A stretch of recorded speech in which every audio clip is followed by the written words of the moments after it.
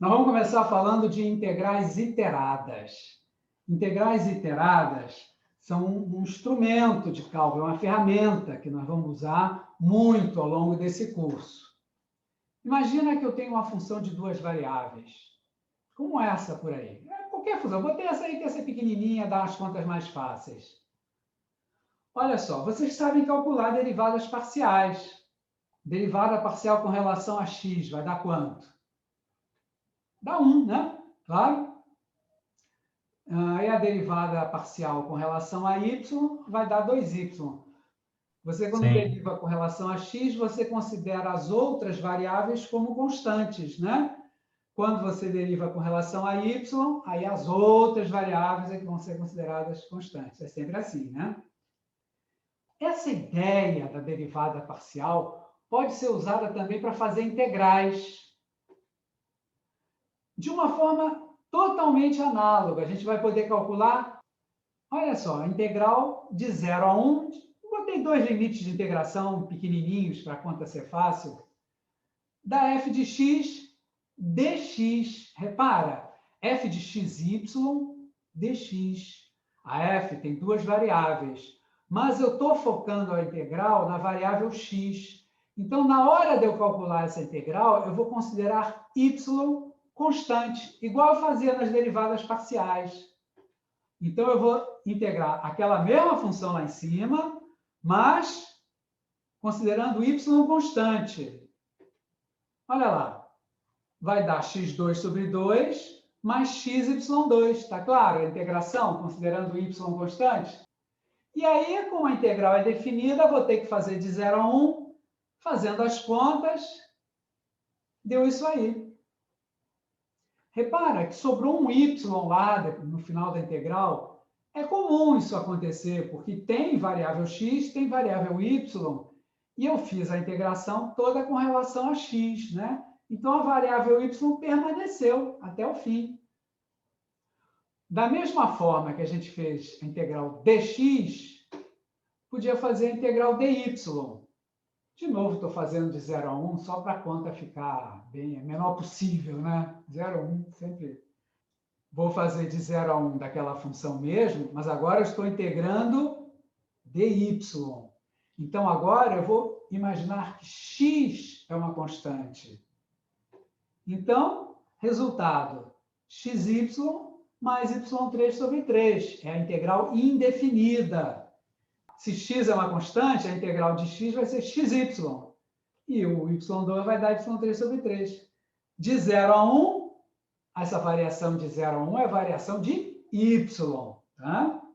Então, vai ficar x mais 1/3. Né? Quando substituir y por 1, dá x mais 1/3. Quando substituir y por 0, dá tudo 0. O final é esse aí mesmo. Entenderam a ideia dessas duas integrais? É a mesma ideia da derivada parcial, só que em vez de derivar, a gente está integrando. Agora, a gente quer ir um pouco mais além.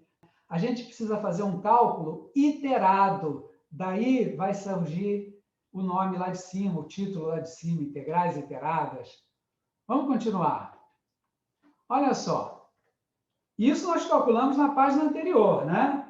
A integral dx, de 0 a 1, dessa função aí, deu aquilo.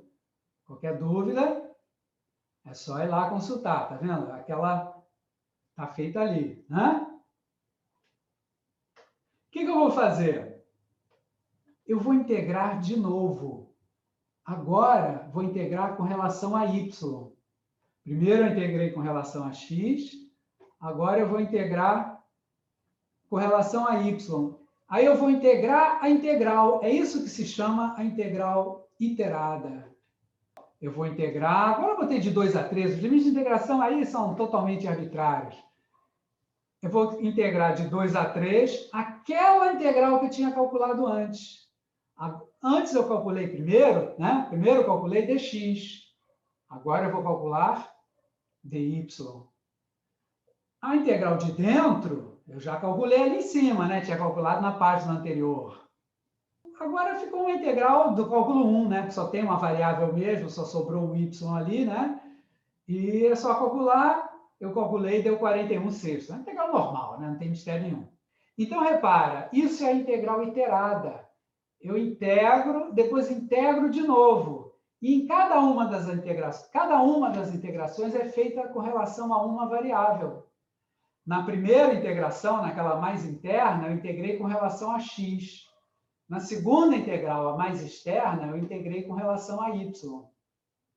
Olha, isso tem uma notação um pouquinho mais abreviada. Normalmente, isso se representa assim, sem o parênteses. Agora, quando vocês olharem uma expressão desse tipo, na hora de calcular, você põe aquele parênteses, tá? É para calcular primeiro a mais interna. Só depois você calcula a mais externa. A gente podia fazer a mesma coisa, mas ao contrário. Que isso, mesma coisa ao contrário? Olha só. Também poderíamos calcular... Olha agora está ao contrário. Eu mudei ali os limites de integração, um deles, mas isso aí, limite de integração aí é o que menos importa. É para ter um limite qualquer.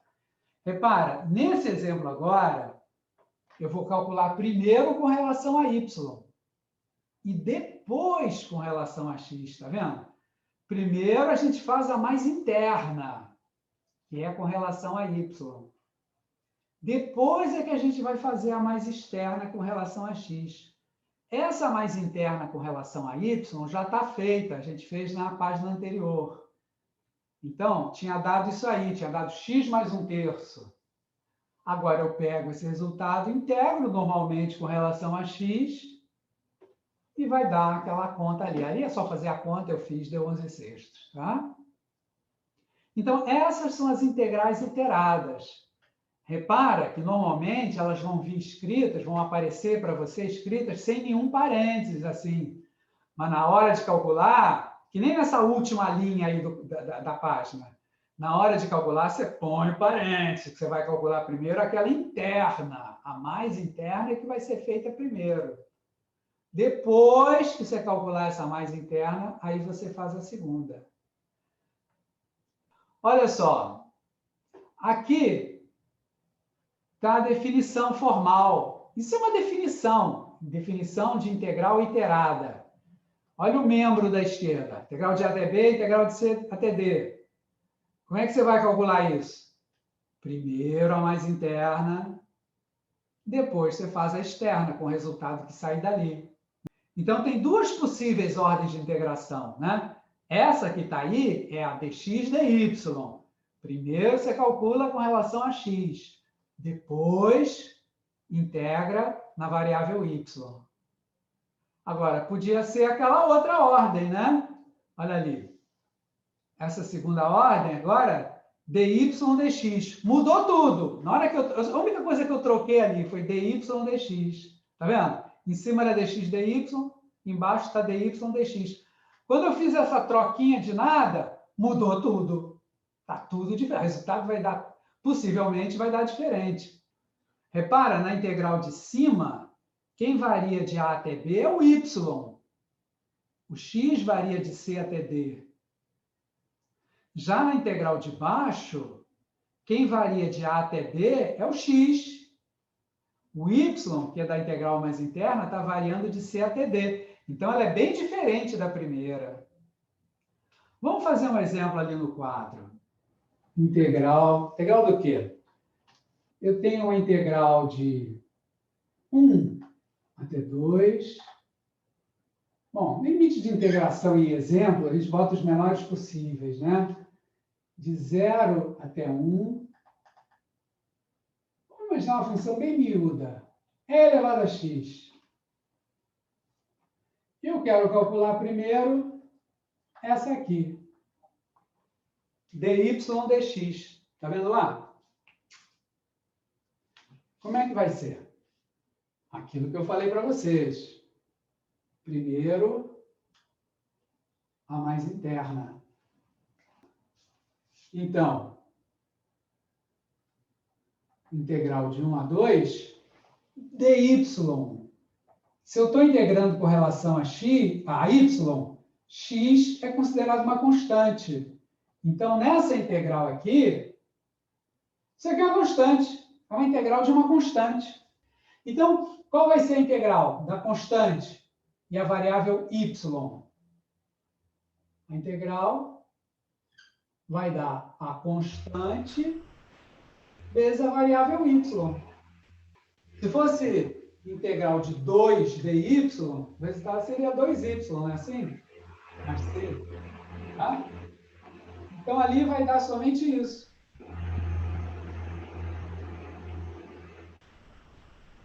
Olha lá. Quanto a quanto? O y vai de 0 a 1. Y, né? Depois que eu fizer isso, eu vou fazer a integral dx. Agora, repara, isso, quem varia de 0 a 1 é o y. X aqui é constante, né? Então, com y igual a 1 vai dar elevado a x. Com y igual a 0 vai dar 0, né? Então, isso aqui vai ser integral de 1 até 2 de e elevado a x dx. Que aí é uma integral fácil de terminar, né? Porque agora e elevado a x dx dá e elevado a x mesmo, né? De 1 até 2 vai dar e ao quadrado menos e. Está aqui o resultado. Vamos só, para finalizar o exemplo, fazer na outra ordem de integração. Eu vou só trocar aqui, né? Vou manter o resto todo igual. Repara, quando eu troco aqui, somente aqui, muda tudo, né? Porque aqui o x variava de 1 a 2. Aqui o x agora varia de 0 a 1. Já mudou tudo, né? Está tudo diferente. Tá certo? Então, vamos lá. Integral de 1 a 2 dá mais interna. Moleza, né? Integral de e elevado a x dx. Todo mundo lembra, eu espero, né? Que a integral de e elevado a x é e elevado a x mesmo, né? Ó, com x variando de 0 a 1. Depois nós vamos integrar com relação a y. Olha só. Então, isso vai ser integral de 1 até 2. Aqui dá uma, eu vou usar o parênteses que dá uma expressãozinha, né? F de 1 menos F de 0, né? Vai dar e elevado a 1 e menos e elevado a 0, 1. dy. Vamos continuar aqui embaixo. Essa integral é bem simples, né? Isso aqui é uma constante. Isso aqui é o número e, 2,7, blá, blá, blá. Né? Então, menos 1 vai ficar 1,7, uns quebrados. Então, é uma constante. Então, a antiderivada, né, a integral indefinida,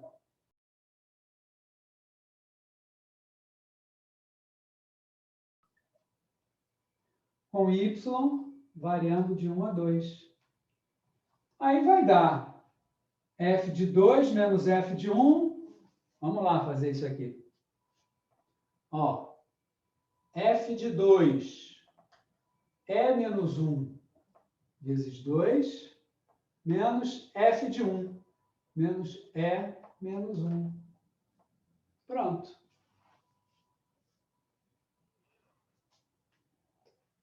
Ó, aí é só fazer a conta que vai dar 2e menos e, vai dar e, menos 2 mais 1, menos 1. Pronto, está aqui.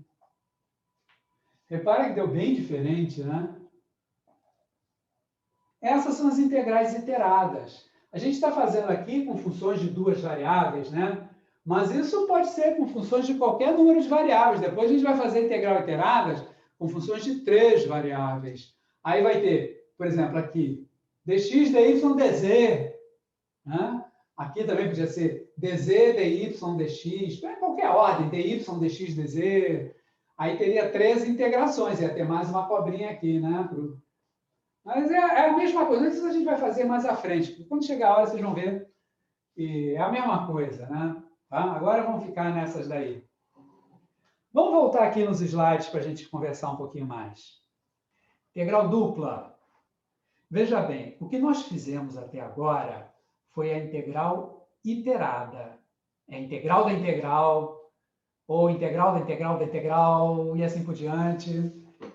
Não, aquilo que nós fizemos não é integral dupla, tá? Integral dupla é outra coisa.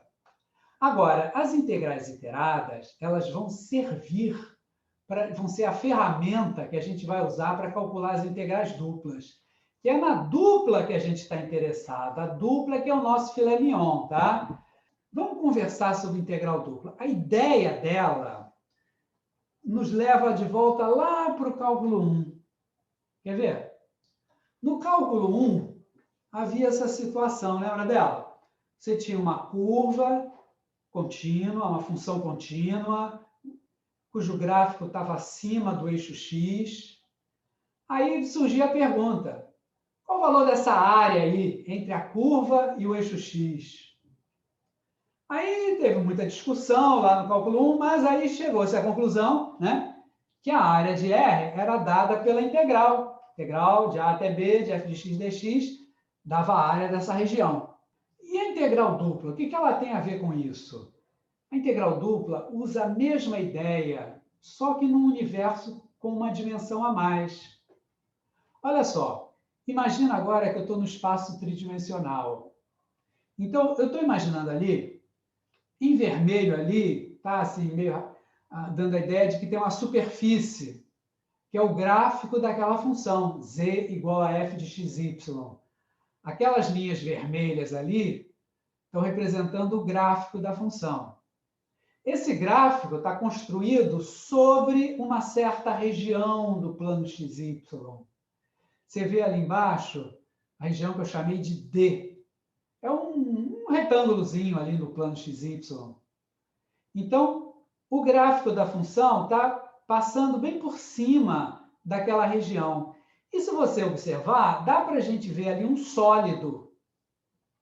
A base do sólido está no plano XY e essa base é a região D.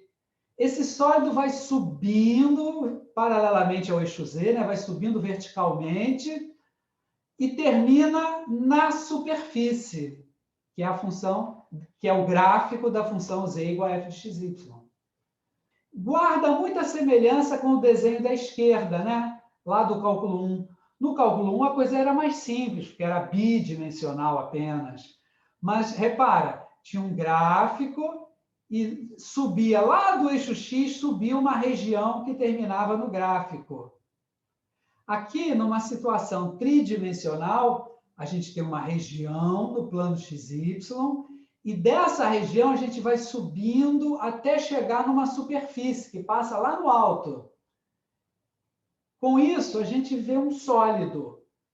E a pergunta que vai aparecer aqui é: qual é o volume desse sólido?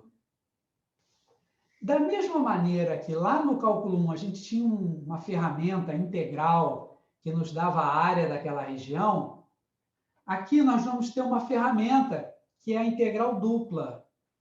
A integral dupla é um negócio representado assim. Repara, eu tenho duas cobrinhas, f de xy dA. Isso não é uma integral iterada. A integral iterada ia ter limites de integração para cada integral. Em lugar do dA ia ter um dx dy ou um dy dx.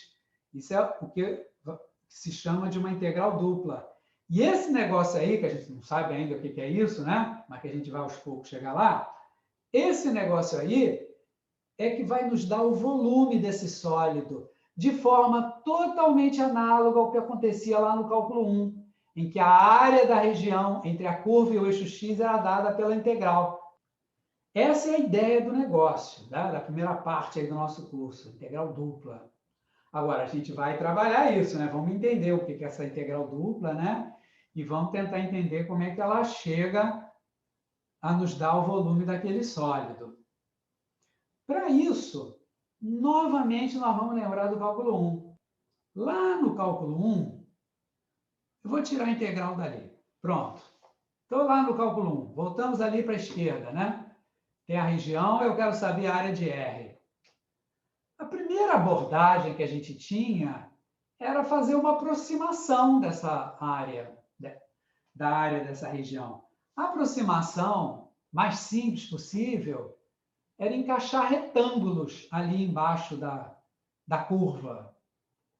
Se eu encaixasse desde A até B uma série de retângulos, que nem aquele ali, se aqueles retângulos fossem encaixando ali embaixo da curva, a área de retângulo é fácil de calcular. Se eu somasse a área de todos os retângulos, eu tinha lá no cálculo 1 uma aproximação da área da região. Você lembra dessa conversa lá do cálculo 1? Ali eu botei um retângulo só, mas eu teria que cobrir toda a região R com retângulos daquele tipo, um do ladinho do outro. Somando as áreas de todos os retângulos, a gente tinha uma aproximação da área da região R. Apenas uma aproximação, porque a região lá em cima ela é curva, né? E retângulo é um negócio tudo reto, né? Tem uns bicos, tá vendo? Ficou um bico saindo ali da região, né? Tem bico para fora, às vezes bico para dentro. Esses bicos atrapalham um pouco, dão imprecisão ao cálculo, mas servem para a gente ter uma aproximação. Como é que a gente calculava a área desse retângulo? A área de retângulo é base vezes altura. A base é só pegar ali embaixo. Esse triângulo é arbitrário, você inventa um. Então, você escolhe ali uma base. Podia ser um dx, um ΔX, um valorzinho. Agora, você precisa de uma altura. Olha a altura ali do retângulo. Ali em azul. Aquela altura, veja só, quando aquela altura cortou o eixo X lá embaixo, eu posso chamar ali de valor xi do x. Então, a altura desse retângulo é f de xi, não é? Repara só, se eu subir uma vertical ali em cima do xi, o valor da função é exatamente, em xi, o valor da f, né? O f de xi, ali vai ser exatamente a altura daquele retângulo. Então, esse era o truque do cálculo 1 para você ter as áreas dos retângulos. Você arbitrava uma base, ΔX, dxi, e escolhia um ponto ali que ia funcionar ia te dar a altura do retângulo. O retângulo ia ser f de xi. É claro que, dependendo do xi que você escolhesse ali, a altura do retângulo ia variar um pouco, né? Se eu tivesse pego um xi um pouco mais para a esquerda, o retângulo ia ficar um pouco mais baixo. Um xi um pouco mais para a direita, o retângulo ia ficar um pouco mais alto. Mas a aproximação é assim mesmo. Pode ser um pouquinho mais, um pouquinho menos. Isso é aproximação. O fato é que aquele retângulo ali teria essa área, f de xi, valor da altura, vezes a base que eu chamei de dxi. O i aí é porque você vai ter vários retângulos, né? Então, no primeiro retângulo, você ia ter um x1, no segundo retângulo, um x2, até o último retângulo, se forem n retângulos, você ia ter xn, com altura f de xn e uma base dxn, né? Que são n retângulos. Agora, a aproximação da região, da área da região, seria dada pela soma das áreas de todos esses retângulos. I de 1 até n. I do primeiro retângulo até o último, até o enésimo retângulo, né? Isso é a aproximação da área da região. Depois disso, vinha a pergunta: como é que a gente melhora essa aproximação? Fazendo a base do retângulo tender a zero. Exatamente. Porque com esse retângulo largão, como esse daí, fica um bico muito grande saindo ali para fora, né? Saindo para fora é ótimo, né? Ainda bem que não saiu para dentro, né? Bom, fica um bico muito grande saindo ali da região, né? Para que esses bicos fossem diminuindo, eu teria que ir diminuindo as bases dos retângulos, fazendo retângulos mais estreitinhos. Mas, para fazer isso, eu estaria aumentando o número de retângulos. A ideia, então, é, se você usar muitos retângulos, um montão deles, milhares, as bases vão ficar bem fininhas, aqueles bicos lá em cima vão ficar miudinhos e a aproximação vai melhorando cada vez mais. E sempre que eu quiser melhorar a aproximação, eu aumento o número de retângulos, ou seja, diminuo a base desses retângulos. Quando eu tiver aí 1 milhão de retângulos, a soma das áreas vai ser praticamente a área da região. Praticamente. Vai ter que ter um errinho mínimo, né? Como é que eu elimino esse errinho? Fazendo o número de retângulos tender a infinito. Quando o número de retângulos tende a infinito, eu vou considerar que as bases deles todos tendem a zero, aqueles bicos, aquelas imperfeições vão tender a sumir. E aí, a soma das áreas vai tender para o valor da área da região R. Essa era a ideia do cálculo 1. Esse limite é o valor da área, considera-se o valor da área. E é muito chato ter que escrever toda hora esse limite. Por isso, inventou-se uma abreviatura para ele e um nome. Qual é o nome desse limite? Qual é a abreviatura que se usa para representar esse limite? Esse limite se chama integral da função f no intervalo AB. É o valor desse limite. E o símbolo é esse. Repara que o símbolo imita o cálculo real. Tá? A intenção é essa mesmo. A intenção de usar um símbolo assim é lembrar a gente que o que está sendo calculado é o limite de uma soma de área de retângulos quando esses retângulos, o número de retângulos aumenta indefinidamente. Esse limite é chamado de integral definida e é simbolizado pelaquela cobrinha ali, integral de f de x dx de a até b. Aí alguém diria, pô, mas lá no cálculo 1 eu nunca fiz esse limite. O que a gente fazia é usar um teorema lá e calculava direto a integral. Sim, esse é o segundo passo. Essa integral é igual a esse limite. Mas é possível, né? Essa integral representa esse limite. Mas é possível mostrar que esse limite pode ser calculado pelaquela continha, f de b menos f de a, que era chamada de teorema fundamental do cálculo. Aquele teorema mostra que esse limite, que é simbolizado naquela notação ali, ele pode ser calculado daquela maneira simples, f de b menos f de a. E aí a vida da gente fica simples no cálculo 1. O que a gente está calculando sempre no cálculo 1, e a gente esquece disso, mas o que a gente está calculando sempre no cálculo 1 é esse limite aí. Cada vez que você faz uma integral, f de b menos f de a, você está calculando esse limite. Só que existe uma maneira prática de calcular esse limite, que é o teorema fundamental do cálculo, é fazer f de b menos f de a. E aí a gente até esquece que está calculando o limite. Mas é isso que está sendo calculado. Cada vez que você fez uma conta de área, cada vez que você fez uma integral definida, você estava usando uma forma super prática de achar esse limite, que se for feito ao pé da letra, vai dar um trabalhão gigante, né? Bom, isso era cálculo 1, cara, mas eu estou no cálculo 3. A ideia é a mesma. Esse símbolo que a gente botou ali, a integral dupla, que vai dar aquele volume, ela também é o limite de uma soma de volumezinhos. O que se faz na prática é encaixar ali dentro daquele sólido um monte de volumezinhos, todos encaixadinhos ali dentro. E aí, aproximar o volume do sólido pela soma dos volumes desses sólidozinhos. A maneira mais simples é usar prismas. Mas a ideia é a mesma. Da mesma maneira que lá no cálculo 1, no fundo, o que você estava fazendo era somar áreas de retângulos, melhor, no limite, quando o número de retângulos tende a infinito, né? Aqui é a mesma coisa. O que aquela integral representa é o limite de uma soma de volumes, de prismas encaixadinhos ali dentro. E o limite é quando o número de prismas tende a infinito.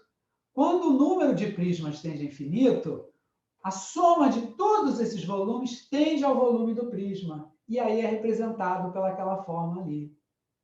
Vamos voltar lá no quadro? Ainda estava a conta. Aí eu vou apagar a conta. Isso foi a integral iterada que a gente fez, né? Isso não é uma integral dupla, hein? Isso que a gente fez aqui é uma integral iterada.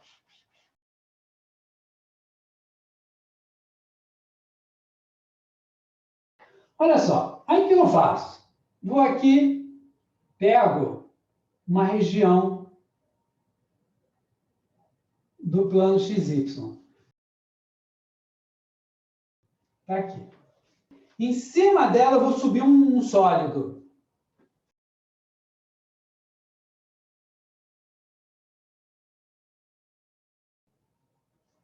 Agora, esse sólido vai ser tampado por cima por uma superfície.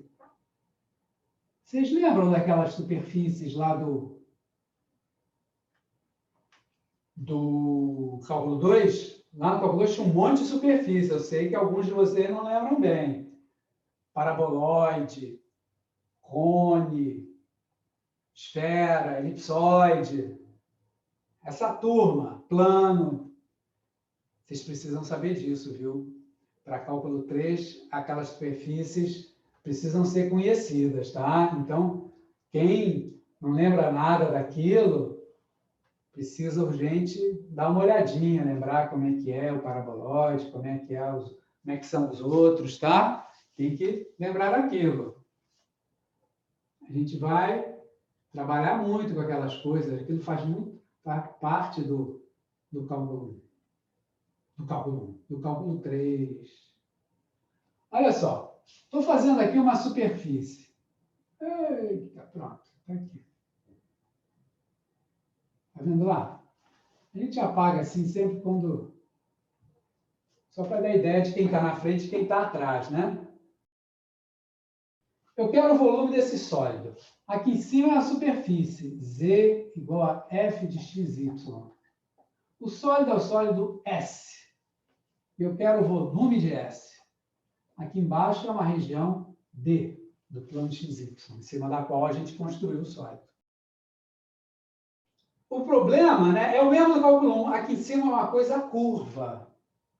Se isso aqui fosse uma coisa plana, ia ser fácil calcular esse volume com geometria básica, né? Se fosse plano, isso aqui ou seria um prisma ou um tronco de prisma, que é um prisma cortado, assim, enviesado. Mas, em qualquer dos casos, é fácil calcular. Tem fórmula da geometria que te dá na hora o valor desse volume. Mas, nós estamos no mesmo problema do cálculo 1. Essa tampa aí em cima é curva. Está aí a superfície, toda curva. Podia ser um pedaço de um paraboloide. Se eu dissesse que a superfície, a função f lá, é essa aqui, né? A superfície é o gráfico disso aqui, dessa função. Vocês saberiam me dizer que superfície é essa? É um paraboloide? É um paraboloide. É um paraboloide. É um paraboloide de cabeça para baixo.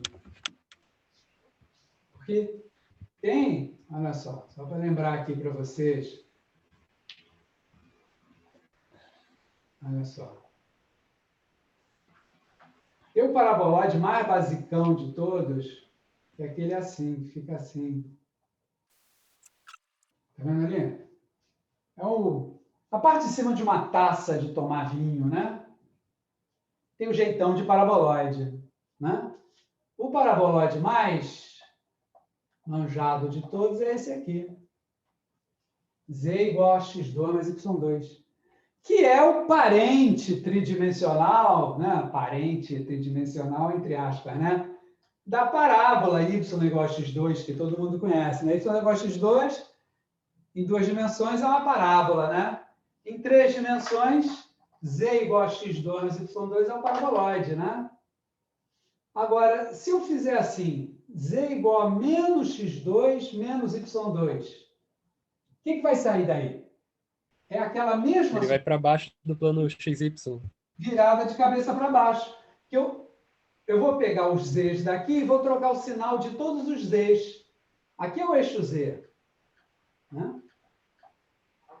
Esse XZ ficou 1. Z.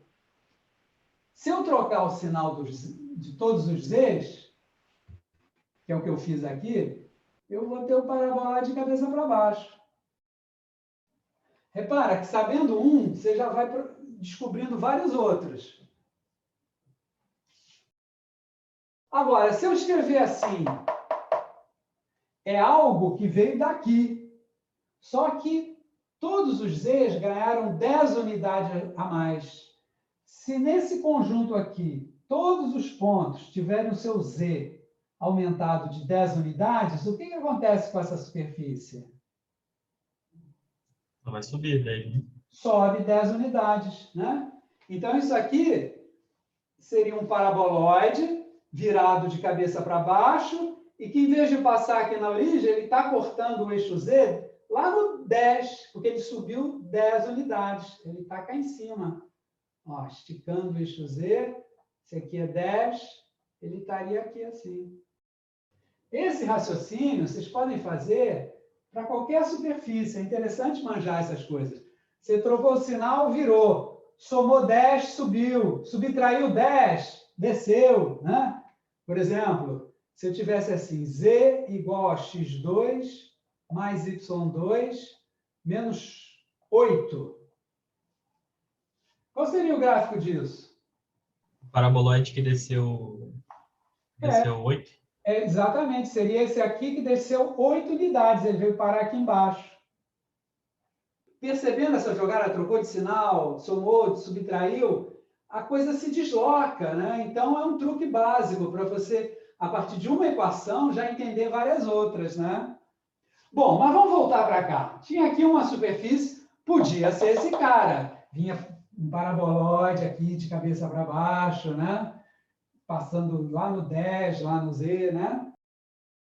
Então, qual é a ideia do cálculo 3?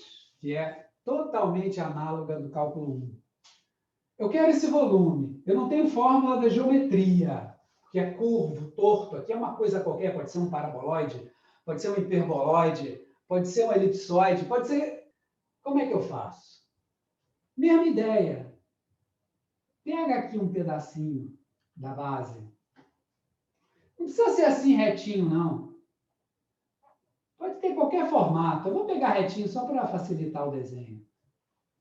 E aí eu subo aqui um prismazinho. Prisma, mas prisma mesmo. Todo mundo lembra de prisma? Prisma é aquele negócio que as bases são paralelas e essas arestas são sempre perpendiculares à base. Esse é o prisma reto. Existe também o prisma oblíquo, né, que ele fica tortinho assim, está meio desmaio, meio querendo levar um tom. Mas, assim, é o prisma reto. Isso aqui tem uma altura, que é a distância entre as duas bases paralelas, né? E tem uma área aqui da base. Tá? Vamos chamar de B, essa área da base. O volume desse cara vale quanto? O volume do prisma, qual é a fórmula? Quem lembra? Volume de prisma. Base vezes altura. O prisma é o parente, entre aspas, né, tridimensional do retângulo, né? Quando você está em 2 dimensões, você tem um retângulo, cuja área é base vezes altura, né? Quando você passa para o espaço tridimensional, você tem o parente dele, o primo dele é o prisma, cujo volume é base vezes altura. Continua base vezes altura, né? Só que aqui é bidimensional, aqui dá área. Aqui é tridimensional, vai dar o volume, né? Tá vendo? Então, o que eu faço? Eu vou encaixar prismas dentro do sólido. Ó, o prisma vai subir. Repara, eu faço um prisma que sobe até bater lá em cima. Igual aqueles retângulos do cálculo 1 que subiam até bater na curva. É um prisma que sobe até bater lá em cima. E aí eu saio dividindo a base do sólido.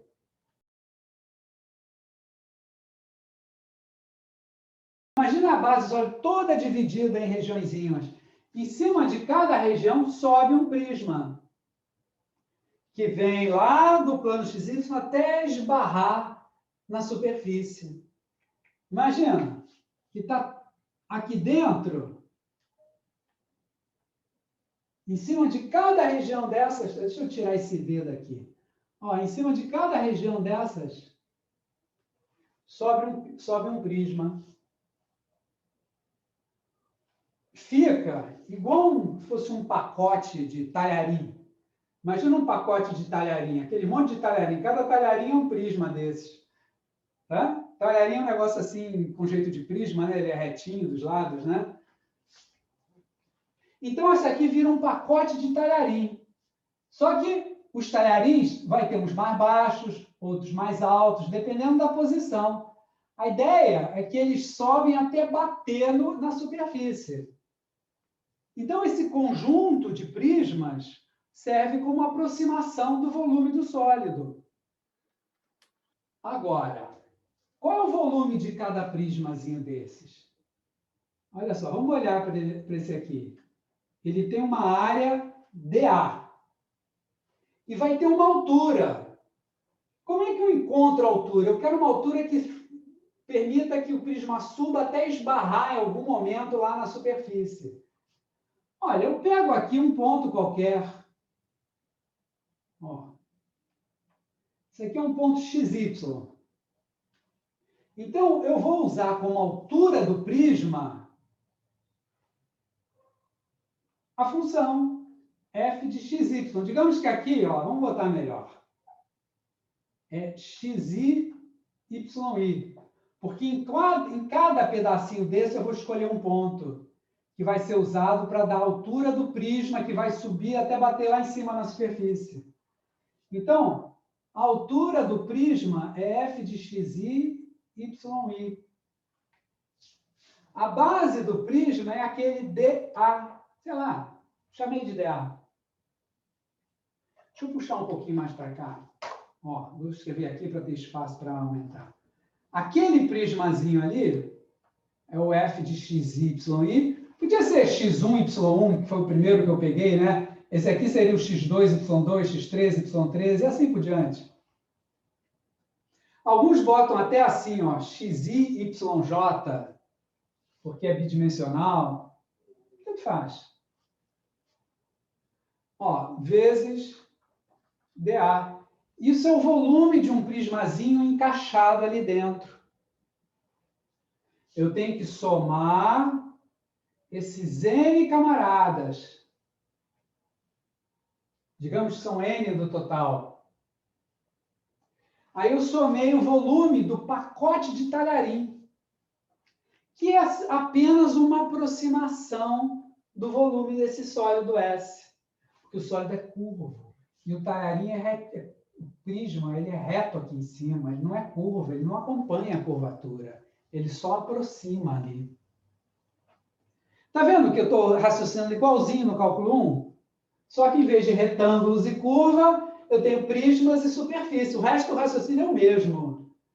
Se eu quiser chegar no volume exato do sólido, eu tenho que fazer o limite, quando n tende a infinito, dessa soma de volumes, de prismas. Eu tenho que fazer o número de prismas tender a infinito, para que eles fiquem fininhos, fininhos e bem encaixadinhos aqui. Porque esse grandão que eu fiz aqui dá uma diferença muito grande da superfície dele para a superfície real do sólido.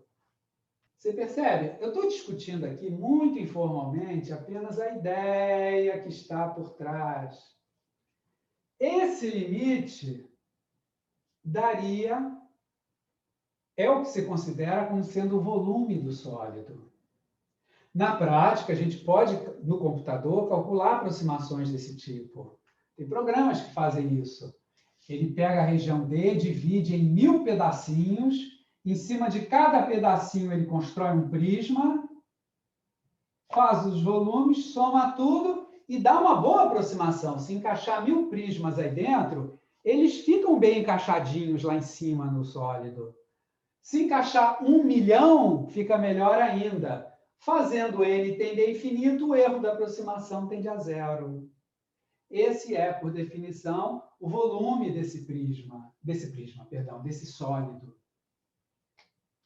Isso é o que se chama de integral dupla. Esse limite da soma de volumezinhos, dos talharinzinhos que encaixam dentro do sólido e vão me dar o volume do sólido. Esse limite é o que é simbolicamente representado assim.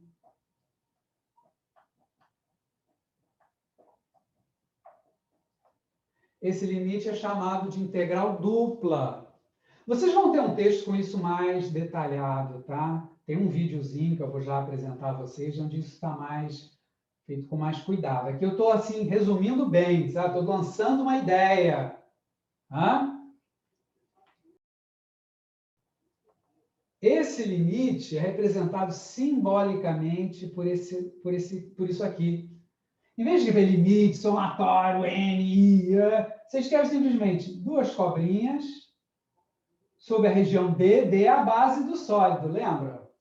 Aqui era a região D. Olha lá. F de x, y, dA. Notação abreviada, mas isso aqui representa essa ponta. E aqui vai acontecer a mesma coisa que acontece no cálculo 1. No cálculo 1, a integral era o limite de uma soma de áreas, que é um trambolho, um negócio ruim de calcular. Só dá para calcular se tiver computador. Mesmo assim, se o computador não estiver disponível na hora, você está lascado. Mas lá no cálculo 1 tinha o teorema fundamental do cálculo. Você não precisava calcular aquele limite. Você calculava F de B menos F de A, acabou. E aqui, tem um limite também, tem um teorema também que vai permitir a gente calcular esse negócio sem pirar? Tem. Tem, e eu vou já mostrar ali no slide para vocês. Olha só, a ideia, eu quero achar o volume do sólido. Esse volume do sólido é aproximado como um pacote de talharim.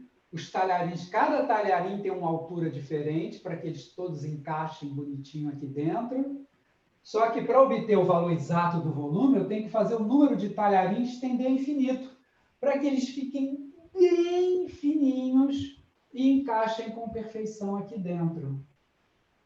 Isso é o volume do sólido, isso é a definição de integral dupla da função f sobre a região D, base do sólido.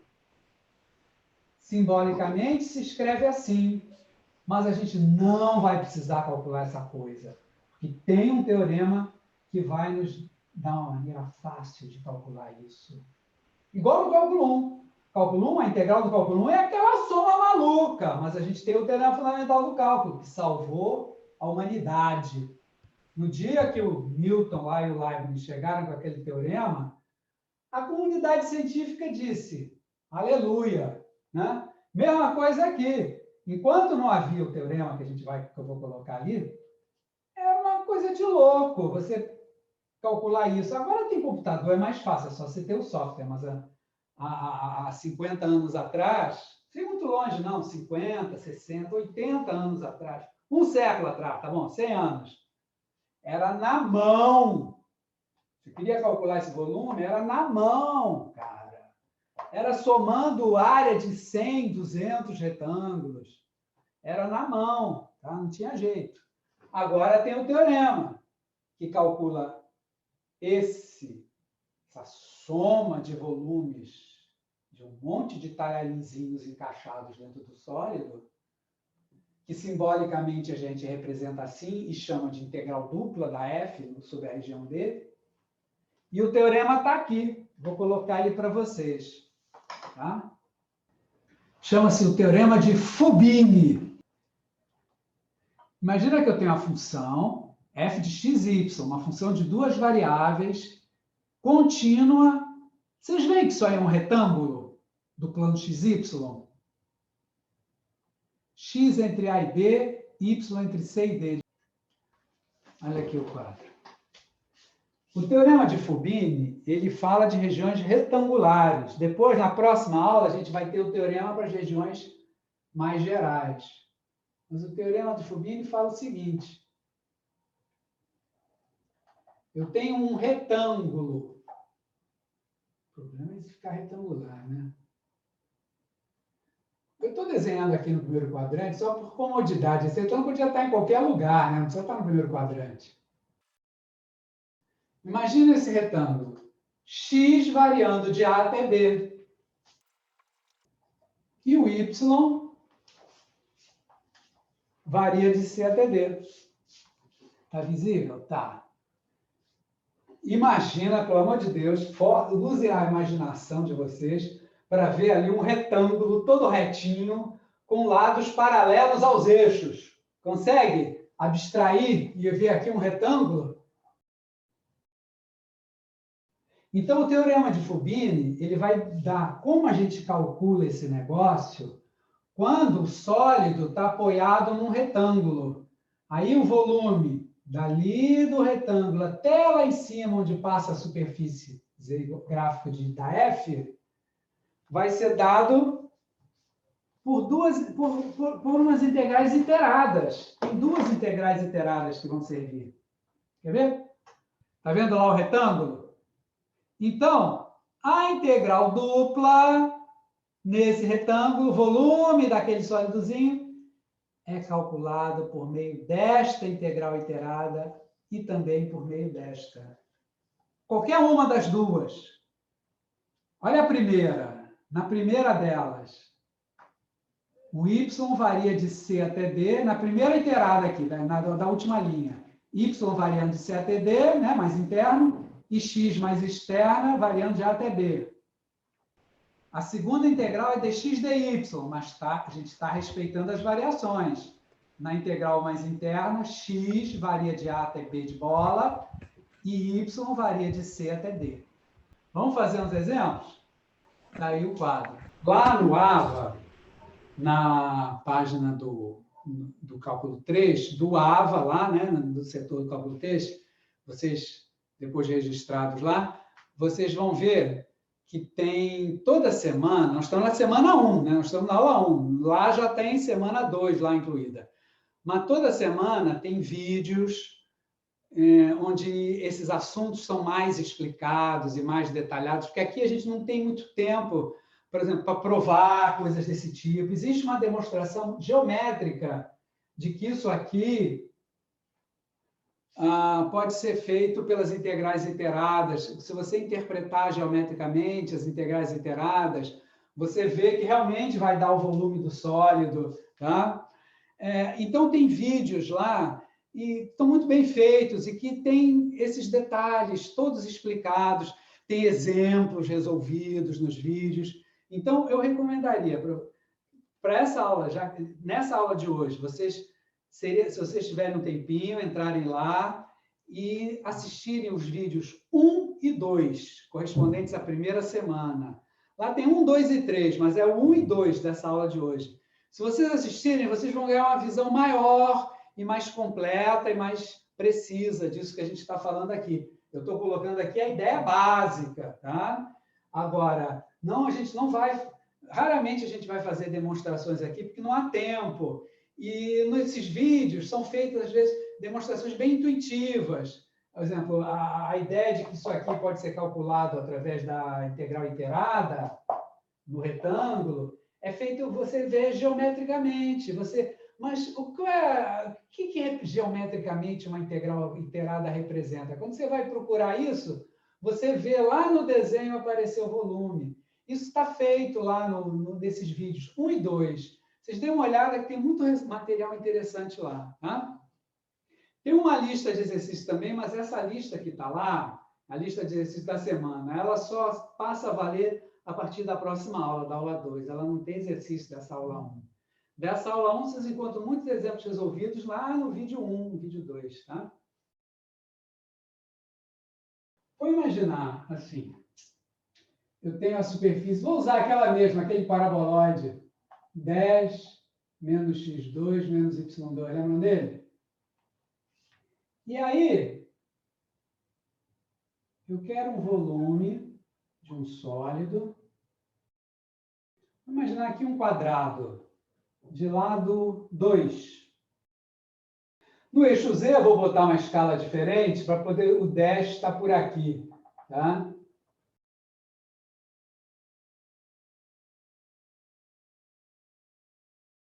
Então, ó, aqui a interseção do paraboloide com esse plano YZ, aqui a interseção do paraboloide com o plano XZ, e